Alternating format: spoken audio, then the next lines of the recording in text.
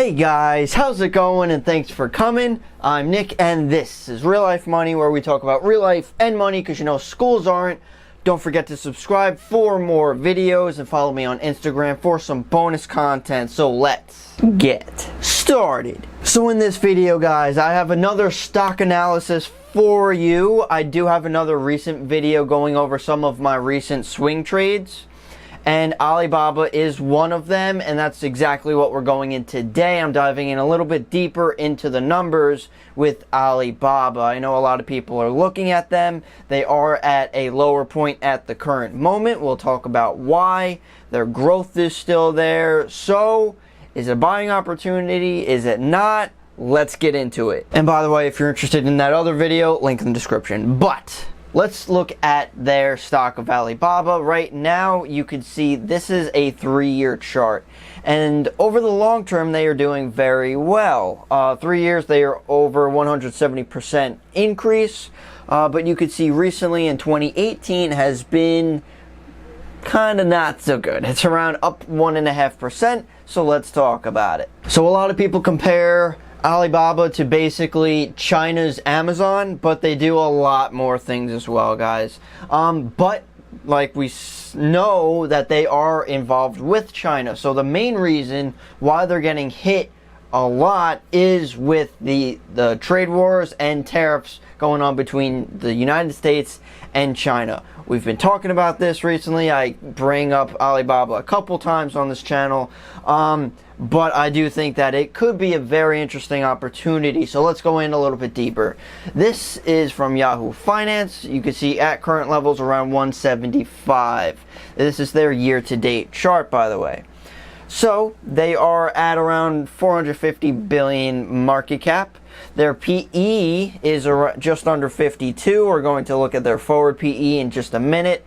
And 1-year target estimate, again, I never like to follow that, but a lot of people are seeing this at a very low point. You know, even an increase back to the $200 range could be like a 20-30% increase. So looking at the forward PE, it is a bit lower, just under a 23, and with a company of this growth is actually pretty decent, if I do say so myself. But if you compare the 52-week change of Alibaba of just 2.75% to the actual overall market of 18%, it's definitely underperforming. Main reason of these tariffs. So over the past years, you could see that the company isn't really struggling with their growth. You could see back from 2015, but has been increasing very, very rapidly. And these numbers are, by the way, the currency is in SNY. It is a Chinese company. I first thought it was dollars, and I was completely thrown off balance. But you could see this nice growth in revenue. Even more so on the net income side, something that I like to see over even revenue, just because this is what the company is actually making. So you could see, I mean, kind of a little rocky, but definitely past couple years has been an increase. So by the way, Alibaba kind of has an Amazon feel to it. Not only because they kind of are in similar space, similar industry, but the fact that they are based purely on growth. Not necessarily profits, but they just want to grow like crazy, and that's what Amazon is trying to do. So that's why, comparing to revenues, their net income is kind of all over the place. But that's not what people are focusing on. I think what a lot of investors and growth investors are looking at is just the pure growth of their revenue. Moving on to their balance sheet, we are first looking at their assets. Again, this is not in dollars, but CNY. But again, you can see their huge balance sheet, a nice amount of cash. Comparing to the liability side, they do have some debt, short-term and long-term. If anything comes about, they do have some cash to help balance any problems in the short term. Now, Alibaba did have a recent earnings on August 23rd, so let's look at that real quick. They have an EPS of $1.22. They beat it by just a penny, but you could see that revenue growth of over 60% year over year, beating it by $430 million. A little bit more in detail about their earnings. You could see their core commerce, their cloud computing, digital media, and entertainment. So these are all their different businesses, and their growth has just been amazing overall. So for me personally, for long term, I absolutely see the growth potential of this company. You know, it might be a little rocky for multiple reasons, like the tariffs, like their net income, but their revenue is just growing like crazy, and they are based and focused on China, which has that population growing amazingly and focused on technology and the internet. Now, unfortunately, I mean, there's risks for everything, but the main short-term risk, like we said before, are these tariffs. Could it go lower? Absolutely, depending on if Trump tweets the wrong thing or if something happens with the trade wars. This could hit the stock even more. But also realize that if this completely blows over, it's definitely possible this stock is shooting up very quickly.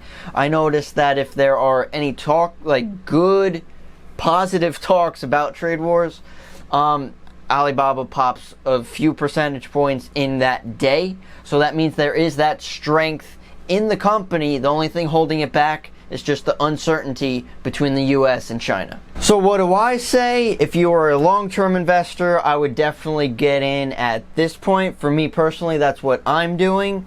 I'm willing to hold it for a couple of years because it does have that amazing growth opportunity.